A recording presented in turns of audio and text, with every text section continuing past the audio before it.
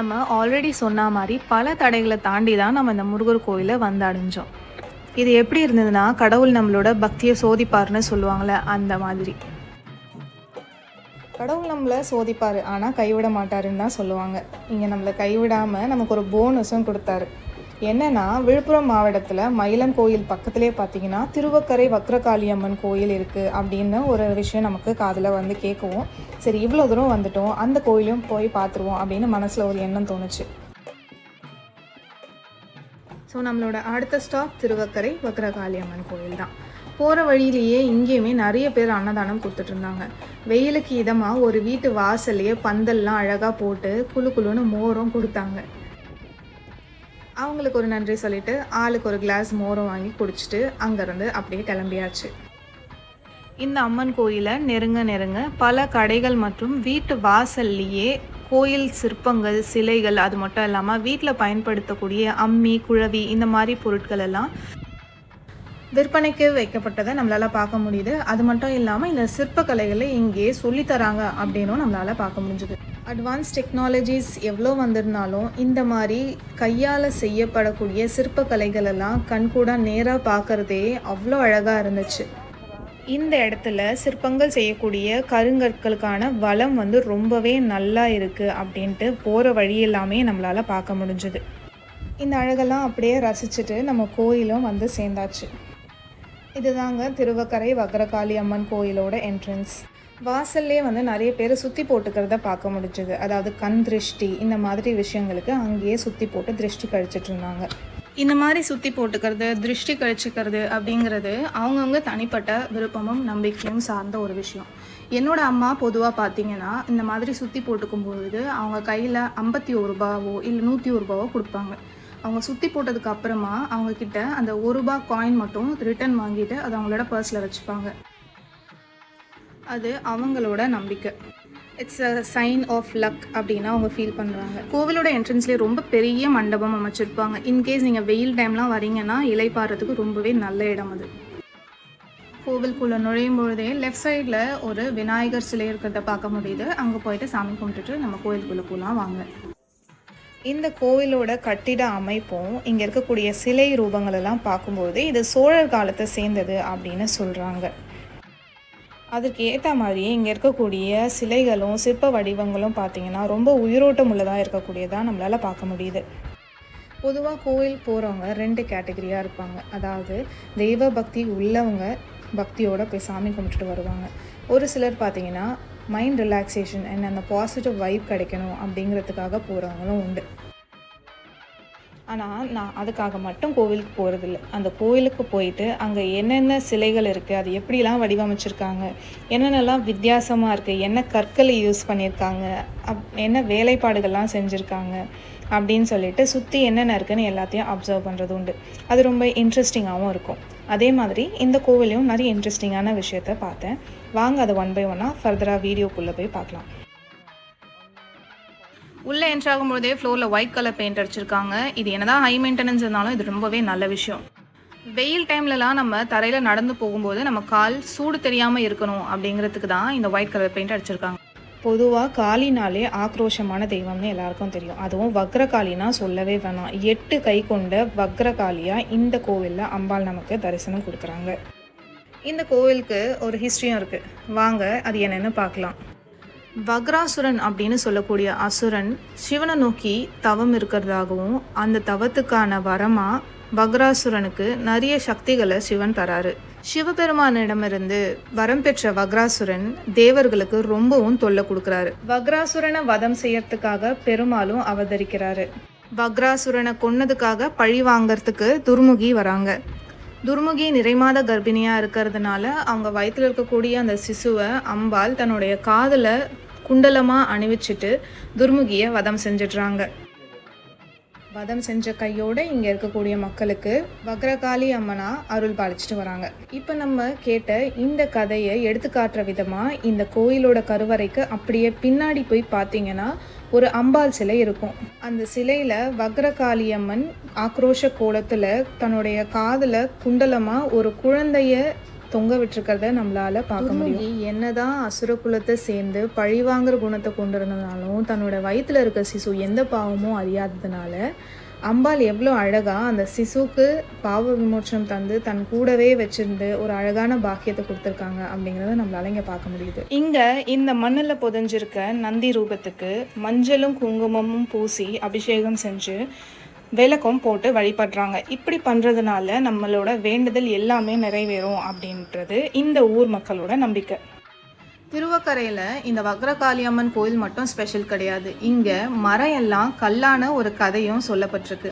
In case உங்களுக்கு அதை பற்றி டீட்டெயிலாக தெரியும்னா எனக்கு கமெண்ட்டில் சொல்லுங்கள், நானும் தெரிஞ்சுக்கிறேன். இந்த கோவில் பொதுவாக பார்த்தீங்கன்னா அமாவாசை பௌர்ணமி அப்போல்லாம் சிறப்பு வழிபாடுகள்லாம் நடைபெறதை நம்மளால் பார்க்க முடியும். அப்போ நம்மளால் இந்த கோவிலுக்குள்ளே நிற்கக்கூட முடியாது, அந்த அளவுக்கு கூட்டம் வந்து போயிட்டுருக்கும். ஆனால் நம்ம இன்றைக்கி வந்த இந்த நேரம் கோவிலில் கூட்டம் எதுவும் இல்லாதனால நம்மளால் பீஸ்ஃபுல்லாக ரொம்ப நேரம் சாமிக்கிட்ட நின்று சாமியை தரிசிக்க முடிஞ்சுது. அம்பாலை தரிசிச்சுட்டு நம்ம சிவன் கோயிலுக்கு போகிற வழியிலேயே பார்த்தீங்கன்னா ஒரு அழகான மண்டபம் அமைஞ்சிருக்கிறத நம்மளால் பார்க்க முடியும். சிற்பக்கலைக்கு ஒரு சிறந்த எடுத்துக்காட்டாக தான் இந்த மண்டபத்தை வடிவமைச்சிருக்காங்க. ஒரு மண்டபத்தையே குதிரைகளால் தேர் பூட்டி இழுத்துட்டு போனால் எவ்வளோ அழகாக இருக்குமோ அந்த மாதிரி இந்த மொத்த மண்டபத்தையே வடிவமைச்சிருக்காங்க. சிற்பங்களை பாதுகாக்கணும் அப்படிங்கிறதுக்காக கம்பி வேலிகளை அமைச்சிருக்கிறதையும் நம்மளால் பார்க்க முடியுது. மேபி சில ஸ்பெஷல் ஒகேஷன்ஸ் அப்போ இது திறந்து விடுறதுக்கும் வாய்ப்பு இருக்குது, எனக்கு தெரியல. இன்கேஸ் உங்களுக்கு தெரிஞ்சால் சொல்லுங்கள். இந்த கோவிலோட ஸ்தல புராணத்தை பார்த்தோம். அடுத்து இந்த கோவிலுடைய பெயர் காரணம், அதாவது வக்ரகாளியம்மன் கோயில்னு பேர் வரத்துக்கு காரணம் என்னன்னு பார்க்கலாம் வாங்க. வக்ரம் அப்படின்னா தமிழில் இயல்புக்கு மாறான நிலை, அதாவது ஆப்போசிட் அப்படின்னு சொல்கிறாங்க. இந்த பேருக்கு ஏற்ற மாதிரி இந்த கோவிலில் பார்த்தீங்கன்னா சில அமைப்புகள் வழக்கத்துக்கு மாறாக அமைஞ்சிருக்கிறத பார்க்கலாம். எக்ஸாம்பிள் பார்த்தீங்கன்னா பொதுவாக சிவன் கோயிலில் சிவனை வழிபட்டதுக்கு அப்புறம் தான் அம்பாலை சுற்றிட்டு வந்து வழிபடுற மாதிரி இருக்கும். ஆனால் இங்கே எடுத்த உடனே அம்பாலை தரிசனம் பண்ணதுக்கு அப்புறம் தான் சிவனை பார்க்க முடியும். நம்ம பொதுவாக சிவன் கோயிலோட அமைப்பு எப்படி பார்த்துருக்கோம் அப்படின்னா, முதல்ல பலிபீடம், ரெண்டாவது கொடிமரம், மூன்றாவது நந்திகேஸ்வரர், கடைசியாக தான் கோயில் மூலஸ்தானம், அதாவது சிவலிங்கத்தோட அமைப்பு இருக்கிறத பார்த்துருக்கோம். ஆனால் இந்த கோயிலில் அந்த ஆர்டர் அப்படியே மாறி இருக்கும். முதல்ல பலிபீடம், ரெண்டாவதாக பார்த்தீங்கன்னா நந்திகேஸ்வரர் இருப்பார், மூன்றாவதாக கொடிமரம், அதுக்கப்புறமா மூலவர் இருக்கிறத நம்மளால் பார்க்க முடியும். இந்த கோவிலில் இருக்க சிவனுடைய பெயர் பார்த்தீங்கன்னா சந்திரமௌலீஸ்வரர் அப்படின்னு சொல்கிறாங்க. பொதுவாக சிவலிங்கம் பார்த்தீங்கன்னா ஒரு முகம் கொண்டதாக இருக்கும். ஆனால் இந்த கோவிலில் சிவலிங்கத்தில் முகங்கள் பதிக்கப்பட்டிருக்கும். அதாவது அந்த பிளெயின் ஃபார்மேட் இல்லாமல் ஃபேஸஸை ரிஃப்ளெக்ட் பண்ணியிருப்பாங்க. எப்படி அம்பாளுக்கு முகம் தெரியுதோ அந்த மாதிரி இங்கே சிவலிங்கத்துக்கு ஒரு பக்கம் பிரம்மன், இன்னொரு பக்கம் விஷ்ணு, நடுவில் சிவன், இவங்களோட ரூபம் நல்லா நம்மளால் விசிபிளாக பார்க்க முடியும். சந்திரமௌலீஸ்வரோட இந்த சிறப்பான ரூபத்தை தரிசனம் பண்ணதுக்கு அப்புறமா நம்ம இந்த சிவன் கோயிலை ஒட்டின மாதிரி இருக்கக்கூடிய இன்னொரு கோயிலையும் பார்த்துட்டு வந்துடுவோம்.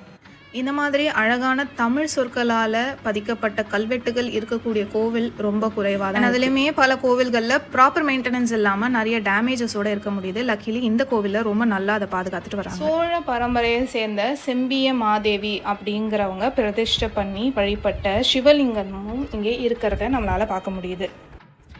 அரச காலத்தை சேர்ந்த இவ்வளோ பழமையான ஒரு கோயிலை ரொம்ப அழகாக பாதுகாத்துட்டு வராங்கன்னு தான் சொல்லணும். சிவலிங்கத்தை வழிபட்டுட்டு அப்படியே அங்கேருந்து வெளியே வந்தோம் அப்படின்னா அடுத்து நம்ம பார்க்கக்கூடிய கோவில் தான் இந்த பெருமாள் கோவில். இந்த கதையில் சொல்லியிருந்த மாதிரி அந்த அரக்கனை வதம் செய்யறதுக்காக வந்தவர் தான் இந்த பெருமாள். அந்த பெருமாள் கோயிலை இப்போ நம்ம பார்க்கலாம் வாங்க. வரதராஜ பெருமாள் அப்படின்னு சொல்கிறாங்க. கோவில் முன்னாடியே இந்த கோயிலோட ஸ்தல வரலாறும் பிரிண்ட் பண்ணி பேனரில் வச்சுருக்கிறத நம்மளால் பார்க்க முடியும். இதில் கடைசி பாயிண்ட் பார்த்தீங்கன்னா, பிராப்தம் புண்ணியம் பாக்கியம் இருந்தால்தான் இங்கு வர முடியும் அப்படின்னு போட்டிருக்காங்க.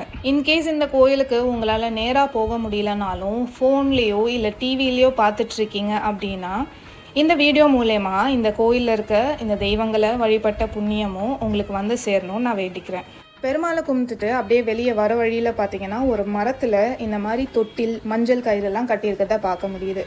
சீக்கிரமாக கல்யாணம் நடக்கணும் அப்படிங்கிறவங்களும், ரொம்ப வருஷமாக குழந்தை பிறக்கல, எங்களுக்கு சீக்கிரமே குழந்தை பிறக்கணும் அப்படின்னு நினைக்கிறவங்களும் இந்த கோவிலில் மஞ்சள் கயிறு அப்புறம் தொட்டியில் கட்டி வழிபட்டுட்டு வந்தால் அவங்களுக்கு கூடிய சீக்கிரமே அவங்க வேண்டுதெல்லாம் கை கூடும் அப்படின்னு நம்புகிறாங்க. இந்த சுவாமியெல்லாம் தரிசிச்சுட்டு கொஞ்ச நேரம் கோவிலில் உட்காந்துட்டு கிளம்பலாம் அப்படின்னு உட்காரும்போது தான் இந்த ஒரு அழகான மதில் சுவரை பார்த்தோம்.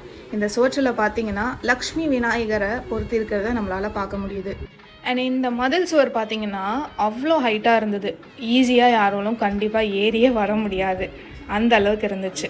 இந்த கோவிலை சுற்றி நிறைய மரங்கள் இருக்கிறதையும் பார்க்க முடிஞ்சுது. கண்டிப்பாக இந்த மரங்கள்லாம் ரொம்ப வருஷமாக இங்கே இருக்குதுன்னு நினைக்கிறேன்.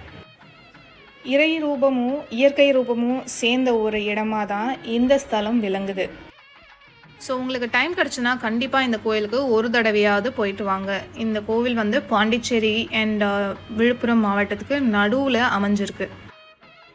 இந்த கோவிலில் பல பரிகாரங்களும் செய்கிறதா கேள்விப்பட முடிஞ்சுது. இந்த கோவிலோட கூகுள் மேப் லொக்கேஷனும் நான் கமெண்ட்டில் பின் பண்ணுறேன். தேவைப்படுறவங்க அதை செக் பண்ணுங்கள். முக்கியமாக ஏவல், பில்லி, சூனியம் இந்த மாதிரி பிரச்சனைகளுக்கு இந்த கோவில் ரொம்ப நல்ல தீர்வு தரதா நிறைய பேர் நம்பிட்டு வராங்க.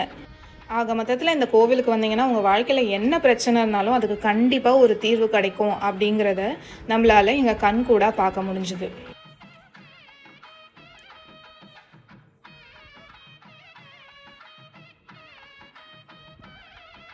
இந்த பத்ரகாளி அம்மன் கோவிலில் பௌர்ணமி அமாவாசை நேரத்தில் இங்கே அமைக்கப்பட்டிருக்கக்கூடிய ஒரு பெரிய தீபத்தில் விளக்கு ஏற்றி வழிபட்டுட்டு வராங்க.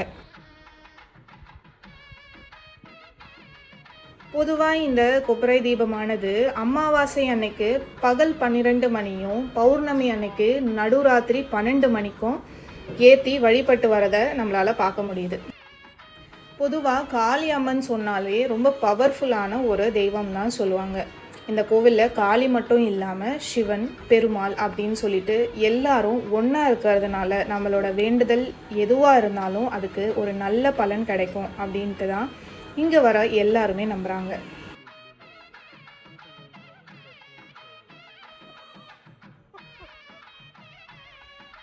நான் இந்த கோயிலுக்கு என்னோட ஸ்கூல் டேஸில் போன ஞாபகம் இருக்குது. அதுக்கப்புறமா கடவுளாக அழைச்சி இத்தனை வருஷம் கழித்து நான் இங்கே வரணும் அப்படின்னு இருந்திருக்கு. இதை நான் ரொம்ப பிளெஸ்டாக ஃபீல் பண்ணுறேன். இந்த வீடியோ பார்க்குற உங்களுக்கும் கடவுளோட முழு ஆசீர்வாதமும் கிடைக்கணும்னு நான் வேண்டிக்கிறேன். இதோட நம்ம வீடியோவோட எண்டுக்கு வந்தாச்சு. இந்த வீடியோ உங்களுக்கு பிடிச்சிருந்தா லைக் பண்ணுங்கள். அண்ட் வாழ்க்கையில் பல பிரச்சனைகளை ஃபேஸ் பண்ணிவிட்டு ஒரு தீர்வே இல்லாமல் கஷ்டப்பட்டுட்ருக்க உங்கள் ஃப்ரெண்ட்ஸ் அண்ட் ஃபேமிலிக்கு இந்த வீடியோவை ஷேர் பண்ணி விடுங்க. அது அவங்களுக்கு ரொம்பவே ஹெல்ப்ஃபுல்லாக இருக்கும்னு நான் நம்புகிறேன்.